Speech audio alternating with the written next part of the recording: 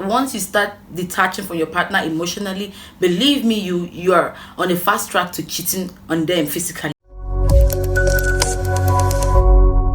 Hello everyone, welcome back to my channel. If you're a returning subscriber, thank you for subscribing, and if you're new to my channel, please do subscribe and don't forget to click the notification bell so you will always receive updates whenever I have uploaded new videos. So guys, today I just want to talk on this very special topic that I think is very important for everybody who is dating or even married. The topic today is 4 rules for a lasting relationship. Number 1 rule is never make your partner feel unwanted.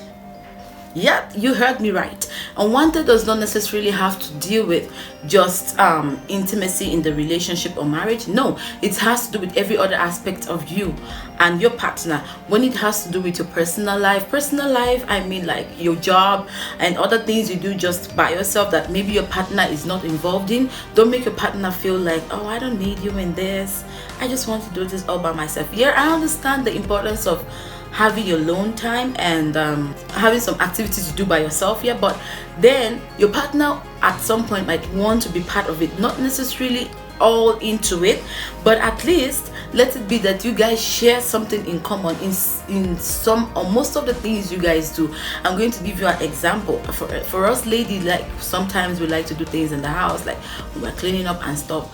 Maybe your partner wants to feel part of that. You're in the kitchen, they want to maybe be gisting with you, even if they are not helping you in the kitchen. Don't make them feel like because they're not cutting things, they're not cleaning up the house, does not mean they can't be part of that activity going on at that time. Don't make your partner feel you don't need them.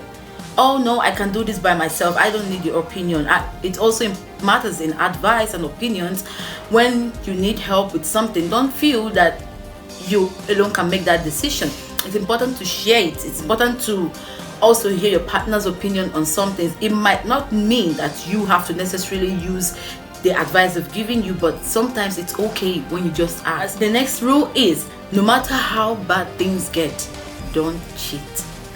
I know this is going to be a little bit hard, and I hear people ask questions like, are there relationships where somebody haven't cheated on their partner?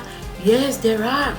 There are relationships like that. There are so many relationships where people prefer, instead of them cheating on their partner, they prefer the breakup or they get a divorce. So yeah, never you cheat, because you know why? Cheating brings in broken trust. At that moment when you cheat on your partner and they find out, or you tell them, it depends on the people though, but most times the trust can't be repaired.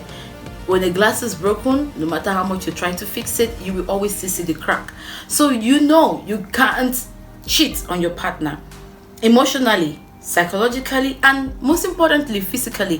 Why I mentioned the other aspect of cheating is because maybe you will feel like I haven't acted on it yet, but once you start detaching from your partner emotionally, believe me, you're on a fast track to cheating on them physically. So do not cheat on your partner no matter how bad things get. Also, the third rule is always have your partner's back, be it in the good times or in the bad times. My dear friends, why do you call this person your partner in a relationship or marriage?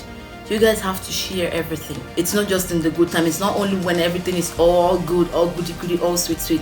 No, there are bad times that will come. Maybe because of financial problems, or maybe because the person is having a tough time at their place of work, or maybe having a tough time with their family, with their own side of the family, you know. But you have to share all that with them. You have to be there for them. You have to make them feel that you are the strength they can rely on when they feel blue, when they feel low, when they feel they can't keep on going on life matters. You have to be there for them. It doesn't have to always be when everything is okay. Mind you, there is no relationship or marriage that is perfect. There is no perfect relationship. There's no perfect marriage. There is just relationship or marriages where people decided to work on the imperfections, decided to work on their flaws to make each other better. That's what you're there for. That is, aside the love and every other thing they're sharing, there is that intimacy. So do not just want to be with your partner just because they make you happy or just because they can afford to give you things you want. It should be because you really want to be with them and you're going to be there to share things. And last but not the least of the important rules is never involve family members or friends in your marriage or relationship. You heard me right. Don't ever involve family members or friends. 3 is the crowd.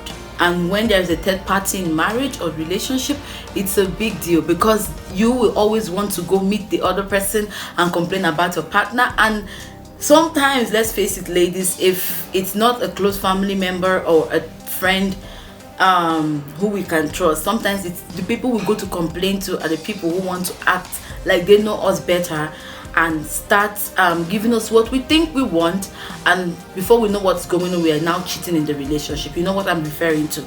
Because sometimes girls find confidence, find a place to discuss, find a place to lay out their hearts to guys who are maybe friends to their husband or friends to their boyfriends. And when you go to a guy to complain all that, what would that guy do?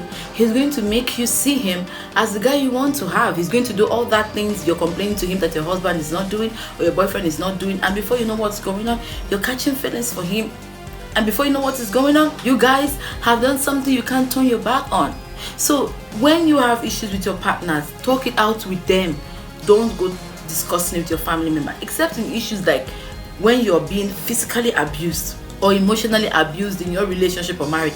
That is when you are allowed to see somebody, to bring in a third party, because yes, that you're not supposed to keep quiet about that. But when it's other things, normal issues where his family did something to you, you're not comfortable with it, and you go all the way to talk to somebody else about it instead of talking to him, or his family did something wrong to you and then you go to your family and talk to your family about it, what would happen? Chaos. It brings more problems. It doesn't solve anything. That thing of a problem shared is half solved. Not in every cases.